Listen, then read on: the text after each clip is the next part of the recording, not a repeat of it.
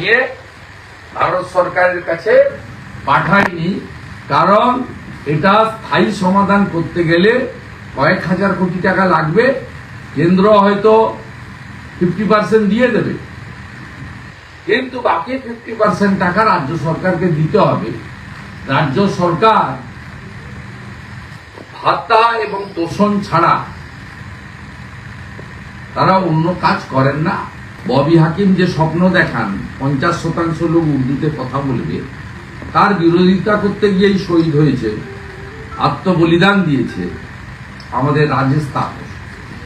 আজকেই প্রকৃত ভাষা দিবস বলে আমরা মনে করি। এখানে মুখ্যমন্ত্রীর ভাই স্বপন ব্যানার্জি, তিনি স্পোর্টস অ্যাডভাইসার হিসেবে 1.5 লক্ষ টাকা করে 2 মাস বেতন তুলে নিয়েছেন।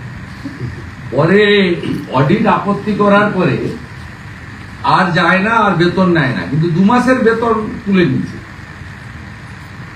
স্বপন ব্যানার্জি বলে কে ভাই আছেন জানি না কত নম্বর, তা তিনি স্পোর্টস অ্যাডভাইসার। এই গোটা বংশটা একবারে চারিদিকে জাল বিস্তার করে যা পাওয়া যায় একদম শিকড় থেকে তুলে খাচ্ছে। অত্যন্ত অন্যায়।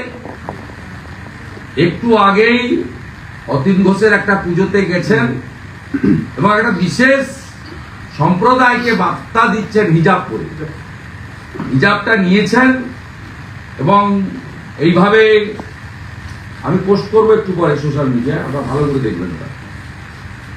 হিজাবটা তিনি নিয়েছেন, হিজাবটা এরকম করে অতীন ঘোষ সাহায্য করেছিলেন, দেখেছি এরকম করে নিয়ে এখানে কানের সাইড দিয়ে ঢুকিয়ে তিনি আজকে পুজো উদ্বোধন করেছেন।